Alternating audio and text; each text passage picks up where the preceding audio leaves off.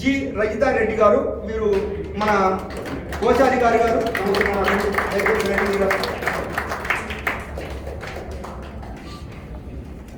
ఒక గృహిణి ఇంటిని నిర్వహించడంలో ఎంత చాకచక్యంతో ఉంటారో మన ఈ సొసైటీ నిర్వహణలో కూడా కోశాధికారి స్థానంలో మేడం అంతే చాకచక్యంగా ఉండి మన ఆదాయ వ్యయాన్ని మన లక్ష్యం దిశగా ఉద్దేశించి పనిచేస్తూ ఖర్చు పెడతారని, మనకు చాలా కీలకంగా ఈ సంఘం సొసైటీ నిర్వహణలో ఆవిడ పాత్ర వహిస్తారని, ముందు కూడా వహిస్తున్నారు, ఇంకా ముందు కూడా వహిస్తారని, విజయవంతంగా మన లక్ష్యాన్ని చేర్చడంలో మేడం సహకరిస్తారని భావిస్తారు. నమస్తే.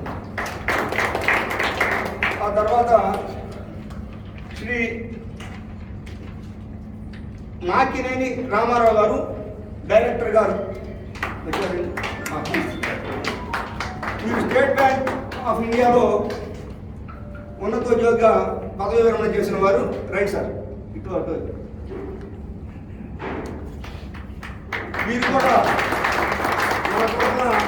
దాదాపు అంతా ఏకగ్రీవంగానే ఎన్నిక జరిగినాయి ఆ రోజు. కాబట్టి వారు కూడా స్వచ్ఛందంగా మన సంఘానికి సేవలు అందించడం కోసం వచ్చారు. వారి అనుభవాన్ని, బ్యాంకింగ్ రంగంలో ఆయన చేసిన విశేషమైనటువంటి సేవలకు మనకు సంఘం నిర్వహణలో కూడా ఉపయోగపడతాయని భావిస్తున్నాం. నమస్కారం సార్. ఇకపోతే చివరిగా నా మిత్రుడు, నా చీరాల కాలేజీలో నాతో పాటు పనిచేసినటువంటి శ్రీ అన్నం రవీంద్రనాథ్ గారు. వీరు కూడా వీరే నన్ను సూర్యదేవర రవికుమార్ గారికి పరిచయం చేశారు. వారి నంబర్ ఇచ్చి మీరు ఒకసారి వారితో మాట్లాడండి. ఆ తర్వాత డైరెక్టర్గా మీరు కూడా ఉండడానికి అవకాశం ఉంటే ప్రయత్నించండి. సమ్మతి తెలియజేయండి. అది అడిగితే సార్ నాకు వేరే కారణంతో నేను కుదరదన్నాను అనుకోండి. అట్లా రవీంద్రనాథ్ గారు చాలా చురుగ్గా ఉంటారు. విజయవాడలో ఉంటారు వారు.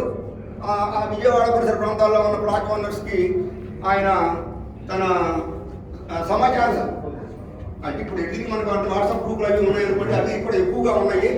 ఆ సొసైటీకి సంబంధించి 3-4 గ్రూపులు ఉన్నాయి. ఆఫీస్ గ్రూప్ అని ఒకటి, విడిగా ఒకటి, నాన్ అఫీషియల్ దగ్గర ఒకటి, ఇలాగా అందరూ సమాచారం చేరవేయడంలో ఇప్పుడు ఏమీ మనకు అవరోధాలు అవంతరాలు ఏమీ లేవు.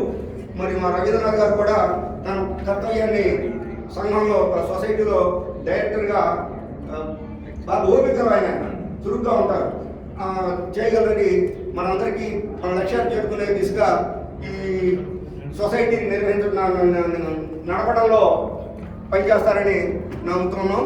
వారికి కూడా స్వాగతం. రండి.